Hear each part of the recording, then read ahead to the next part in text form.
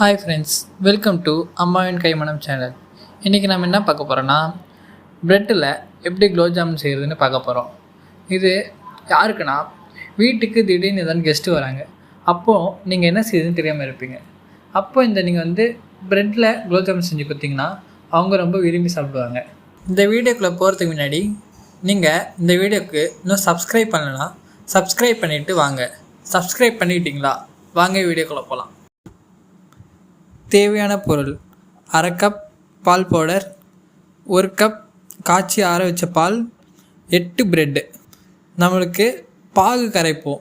அதுக்கு தேவையான பொருள் 1 கப் சர்க்கரை, கொஞ்சம் ஏலக்காய் தூள்.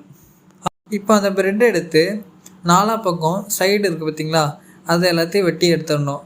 எடுத்துட்டு நீங்கள் ஒரு மிக்ஸி ஜாரை எடுத்து நல்லா தொடச்சிட்டு இந்த ப்ரெட்டை கொஞ்சம் கொஞ்சமாக பிச்சு அந்த மிக்ஸி ஜாரில் ஆட் பண்ணணும்.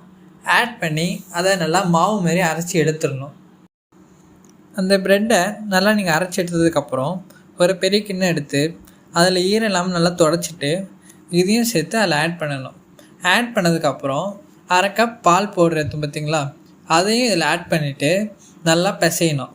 நல்லா அது ரெண்டுமே சேர்கிற மாதிரி பசைஞ்சதுக்கப்புறம் நீங்கள் 1 கப் பால் எடுத்து பார்த்திங்களா, அந்த பாலை கொஞ்சம் கொஞ்சமாக இதில் ஆட் பண்ணி நீங்கள் பிசையணும்.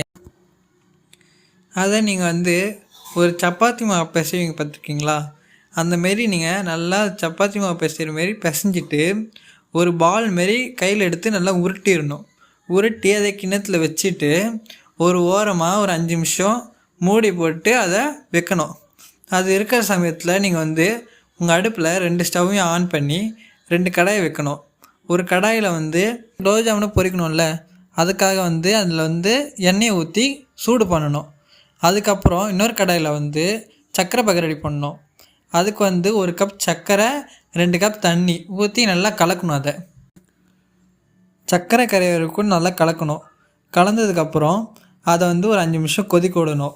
அது கொதிக்கிற சமயத்தில் நீங்கள் அந்த குலோப் ஜாமுனுக்கு மாவு உருண்டிங்க பார்த்திங்களா, அதை குட்டி குட்டியாக குலோப் ஜாமுனுக்கு போடும் பார்த்திங்களா, அந்த சைஸுக்கு நீங்கள் உருட்டிடணும். ஏன் அதை குட்டி குட்டியாக உருட்டுறோன்னு சில பேர் கேட்பீங்க. ஏன்னா அப்போ தான் நம்ம எண்ணெயில் போட்டு பொரிக்கும் போது அது நல்லா உள்ளே வேகும். இல்லைனா அது உள்ளே வேகாமல் வெளியும் பக்கம் மட்டும் நல்லா ப்ரௌனாக தெரியும். அதனால் நீங்கள் குட்டி குட்டியாக உருட்டினீங்கன்னா உங்களுக்கு பொரிக்கும் போது உங்களுக்கு ஈஸியாக இருக்கும். இப்போது எல்லா உருண்டையும் உருட்டியாச்சு. இப்போது நம்ம இந்த சைடு திரும்பி பார்த்தோன்னா சர்க்கரை பாகு நல்லா கொதிச்சு வரும். அது கொதிச்சு வரும்போது நீங்கள் ஏலக்காய் அதில் ஆட் பண்ணி நல்லா கலந்து விடணும். நம்ம கலந்த அந்த கரண்டியை எடுத்து நீங்கள் விரல் வச்சு தடவை பார்த்திங்கன்னா ஒரு பிசு பிசு தெரியும். அப்படி பிசு இருந்துச்சுன்னா நீங்கள் ஸ்டவ் ஆஃப் பண்ணுற வேண்டி தான். ஆஃப் பண்ணிவிட்டு அப்படியே இந்த சைடில் பார்த்தீங்கன்னா எண்ணெய் நல்லா சூடாக இருக்கும்.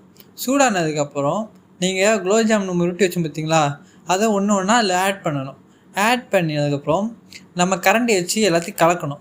கலக்கலைன்னா நம்ம எல்லாமே அப்படியே அடியிலே இருந்துடும். அப்படியே கொஞ்சம் கொஞ்சமாக கலந்து விட்டுட்டு அதை மேலே வந்துடும் பார்த்திங்களா. மேலே வந்ததுக்கப்புறம் லைட் ப்ரௌனிஷாக இருக்கும்.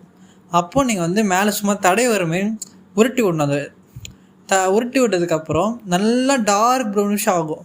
ஆனதுக்கப்புறம் தான் நீங்கள் அதை கொஞ்சம் கொஞ்சமாக எடுத்து நம்ம எடுத்து வச்ச சர்க்கரை பாகில் ஆட் பண்ணணும்.